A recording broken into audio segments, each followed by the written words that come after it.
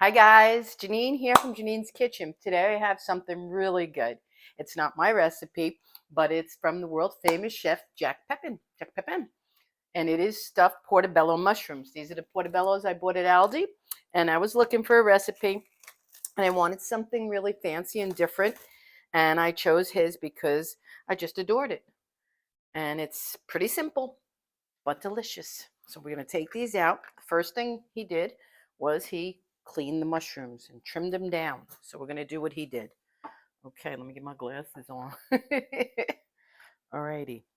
And he did this. He took all the way around the edge. Let me do it over here so I don't have to dirty my cutting board. Okay, cut that all out. And then we're going to take the gills out as well. Because I believe he was the one. Someone told me if you leave these in, they give the mushroom a much more muddy taste, more dirt, earthy. Let's be kind and say earthy taste. And maybe you don't want that sometimes. I'm making a little debauchery here, but it's okay because it's just portobellos. His weren't perfect either. The main thing you want to do is let me get this off. Then we got to get a spoon. I have a trash compactor here, luckily, and my hands are clean. So let's get a spoon and get that out. Just a regular teaspoon. I'm going to have to, let me get something to catch it. I don't want to dirty my cutting board because the next step we're going to do is chop some garlic and parsley. So let's do this the right way. My solution. Okay, see? Take a spoon and you scrape that puppy out all the way around.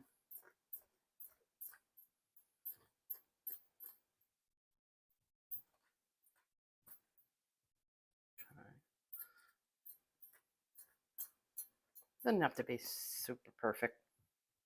You know I'm not super perfect. Nobody is. Even his weren't. Okay, so that's one. It's really just the flavor and the vessel. The mushroom is the vessel for these. Beautiful. We're going to stuff it with shrimp. Okay. It's going to be wonderful. My mouth was watering watching his video. Okay. I love mushrooms. You guys know that. I'll stuff them, eat them, chop them, saute them, any size, shape. I do love the portobellos, and that's, the cremini, which is a baby portobello. Okay, that's why I like them so much, and that's why I'm doing this, because I know I like the flavor of it. Okay. See, now we just take away our mess. Get rid of that. Okay. Now, these have to, let me throw this away. These have to pre-cook for 15 minutes, and we'll show you what else we're doing. They go into a pan. That's what he did. And he oiled, salt, and peppered them. Let me just do this one little step to be certain, because it freaks me out when I see little particles on them. And if you do as well, you see that? You just take a Scott towel and you rub them like all the chefs say. Just get them a little dusted off. Get any surface dirt, damp paper towel, and that's about that. See, we're going to get these little pieces. I'm just going to go like that. Okay. That in. Let me just rinse my hands because now I have all the little particles on me. Alrighty. So I hope everybody's enjoying their Sunday today. I must be the oddity out here because it's Cinco de Mayo and I'm not doing Mexican today because I figured the whole universe is out there making their Mexican wonderful dishes. And here I come with mushrooms. Okay. Now we're going to just oil them and get them ready. I have the oven preheating at 375. Okay. Just drizzle a little bit of that. I'm going to do the front, and then we're going to do salt and pepper. Very little bit. Okay. Cover that. Let's do some salt. A little bit. You know I don't like a lot. I'm going to do some pepper. Okay. Let's do that. Maybe a little bit more olive oil at the bottom of the pan. And do my one-handed pour here. Okay, now you don't want to work with me. Okay, we got to do the baby grip. Okay. Nice lazy Sunday here at our house. Nice and quiet. It's a little too quiet. I'm not used to myself, but you know, the one thing that will quiet Janine is cooking someone else's recipe where I have to concentrate and follow along my memory. I should have wrote it down. I don't even have it written here. But that's got me a little okay. It's not a difficult, it's not many things. So now this will go in the oven while this is cooking. I'll set the timer and come back and show you what the filling is going to be like. So we'll put that in. Alexa, set timer for 15 minutes. 15 minutes, starting now. Okay, we can't talk to her any more than that. Okay, the next thing is, let's get our bowl. We're going to do the filling, okay? Now, here's the thing. You guys seen me, if you haven't, this is stale bread. Not stale, it was a kind of day-old bread that I froze, Italian, baguette, whatever you have sitting around stale. If you wanted to buy a fresh baguette and do this, you could. Now, I say this is the thing you can't substitute. This is the filling, okay? Starts with that. Fresh, and it's like a half a cup to 3/4 of a cup of the bread, okay? Now we're going to take my defrosted shrimp. He was very precise in the measurements. These are 8 large shrimps, okay? Let me show you them out, like this. I'm just going to simply chop them, and they go into the mix, okay? Boy, it's a little messier than my normal recipes. I don't know, Jacques Pe'pin. I like simple, so did my viewers, but it is. I promise you guys, it's very simple. Everything in front of you that you see is the filling. Let me get the better knife. Oh, my goodness sakes. It's my big knife. All right, here we go. And we're just going to chop them into little pieces. Right? Like that. Nothing fancy, nothing crazy. You could make them a little more chunky. He did them about this size.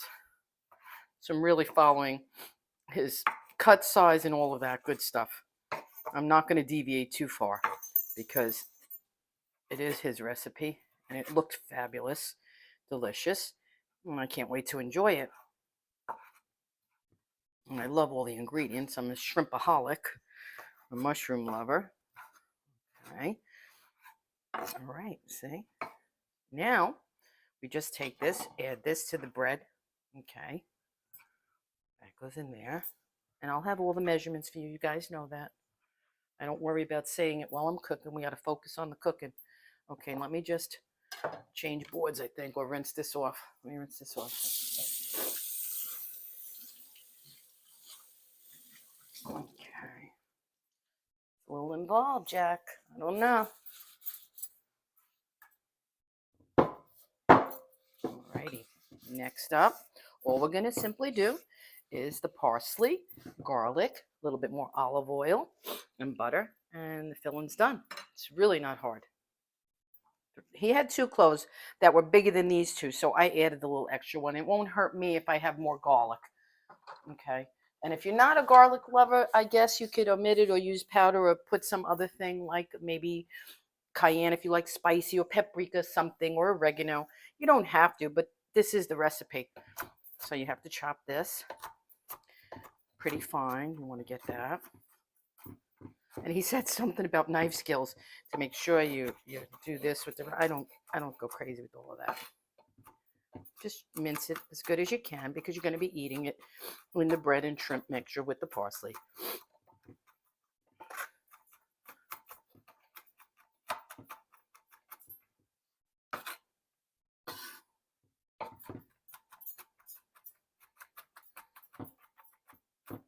I do like a fine mince on food and recipes of this nature. I do. So bear with me, guys.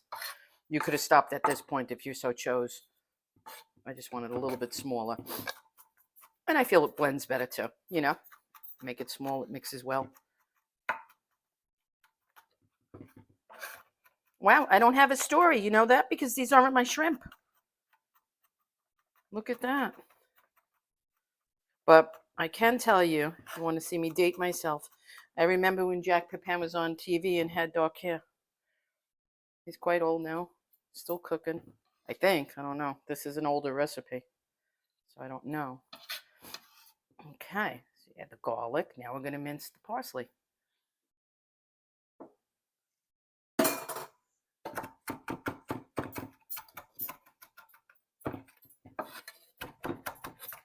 Get that noise. That's from the...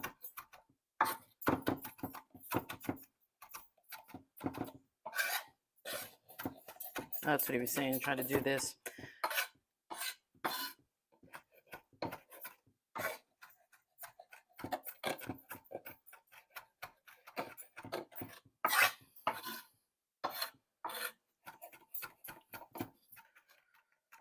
Okay. Boy, I don't think I'm going to be able to do any other chefs. Have you ever seen me this quiet, guys? Can't be doing nobody else's recipe. I'm a storytelling cook. What happened here?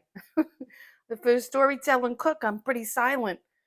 All right, I'm a mess too with all this. All right, let me get rid of the parsley that I'm putting on my windowsill. I'm shaking it off so much. Okay, let me rinse my board one more time. It's sunny here finally. We're enjoying the weather. It was nice yesterday too. Saturday, we went to a barbecue and had a really nice time. Vinny's cousin has a beautiful house and a fantastic pool, so we were enjoying that. I mean, we were in the pool for a couple hours, hanging out, sipping wine. Really great day. I posted a short of it, but it was a short of shorts. It's tiny. Somebody commented, that's not really a barbecue. It wasn't meant to be. It was just showing the grill and the meats and the burgers and hot dogs that signify barbecue weekend to me. So, okay, now you have your breadcrumbs, homemade, chopped. I put them in the mini. Let me show you my little, I think you've seen my gadget. This little Cuisinart, the mini one. Get a lot of mileage out of that. Okay, so now to this, we're going to add a little bit of pepper, very little salt, tablespoon. Well, he did the butter first. 2 tablespoons of butter. Okay, 2 tablespoons of butter. Softened. I softened it. His looked like it was already softened and prepped. Okay, and then 1 tablespoon of olive oil. Extra. Okay. And in French, this is called a gratin. This is all you need to top something with, I believe. Now look at that. I could probably grill and eat this myself. You know, the shrimp. Who needs the mushroom, right? But this is our topping, our filling. You just mix it all together. It's absorbing all those flavors, the garlic, the parsley, the butter, the olive oil. Now what we're going to do is we're going to wait for those mushrooms to come out. We're going to fill them, and then they have to cook for 15 more minutes further. The entire recipe takes about 30 minutes tops. But let's do that. Let's wait for the mushrooms, and then I'll show you how they get stuffed and proceed. They should be, oof, they look pretty good. Okay. Now here they are. They're par cooked, so to speak, halfway there. He checked them with a fork. They're still a little firm. Okay. So now what I have to do is I have to top each of them with this filling. Here we go. Now I have this spoon. I don't want to burn myself, and I don't want to, let me see how hard it is to get them in there. Shouldn't be too bad because I don't want to burn myself, like I said. I'm working with a hot pan. I guess you could take them out temporarily and then put them back, but they got to go back in the oven to cook. So you just want to stay atop. Watch the pan, stay up top. I portioned it out so I don't have any guesswork of how much goes where. And we want to just kind of firmly pat them like that. See? The oven's going to do the rest, and I wouldn't touch no more there. This one's a little slight, but that's okay. That's okay because it's just going to hold a shrimp on top of it and my mouth's watering because I'm already mentally thinking of the flavor and the taste and the bite that it's going to be. I already can tell. It's going to be delicious. All right. Not too bad. Not too bad. Not too difficult. I don't know if I'll be doing any more Jacques Pe'pin's recipes, but not too bad. And I can tell you right now, guys, this is going to be absolutely restaurant-worthy, scrumptious. I could see that. I could smell it. I know the ingredients, the technique. Okay, so now they go back in the oven for another 15 minutes. Let me remember to get my gloves that I'm dealing with a hot pan. That's crucial. Just remember when you do this step that you got to get your gloves back on. You don't want to burn yourself. Okay, I don't want to burn myself. In fact, I'm going to, okay, they're going to cook for another 15 minutes and then we'll be back. Okay, here they come. Ooh la la. Ooh la la. They smell fantastic and they look even better. Ooh. Thank you, Jacques Pe'pin. This is going to be good. Now let's take them out because I can't taste them, but I'm going to show you. You want to save all those beautiful juices to put on top because that's where it's at. That is where it's at. And I think this girl, I don't have any Prosecco in the house, but you know what? I think I'm going to have a Bloody Mary with this beautiful, let's see. Remember, guys, everything's very hot just out of the oven. Look at that. Look at that. See? And now they're tender. I could feel with the spatula that the mushroom is tender underneath. You see the Alexa, cancel. See, she listens in the kitchen, but she does it in the living room. Now I can tell everybody. They know what happened last time. Look at that. That's all your butter and your mushroom flavors and your juices, and we ain't leaving it behind. Here's what he did. Let me just put that over there. I gotta get the glove. Remember, everything's super hot. I don't know why I'm not left-handed. I don't know why I did that maneuver. Wait, these are in the right way? Okay. This is what Jacques Pe'pin did. He didn't waste anything. That. Save that beautiful juice, and you put it over. Yummy, yummy, yummy. They are so beautiful, guys. I am not going to taste because we're going to give them the credit they deserve with a beautiful photo so that I can post this recipe with the love it deserves. And then my mouth is watering, so you know it's delicious. You know it's Jacques Pe'pin. He's famous. Hope I did him the respect this deserves because I followed it true and through the entire recipe. So I'm counting on it, and I believe it will be absolutely delicious. See? And everything stayed intact, which is, I'll tell you, they know. Famous chef. Oh, the smell is incredible, guys. I can't wait. Okay. Thanks for watching. I hope you make it. If you like my recipes, whether they're mine or somebody famous that I show you how to do at home, please hit that subscribe button.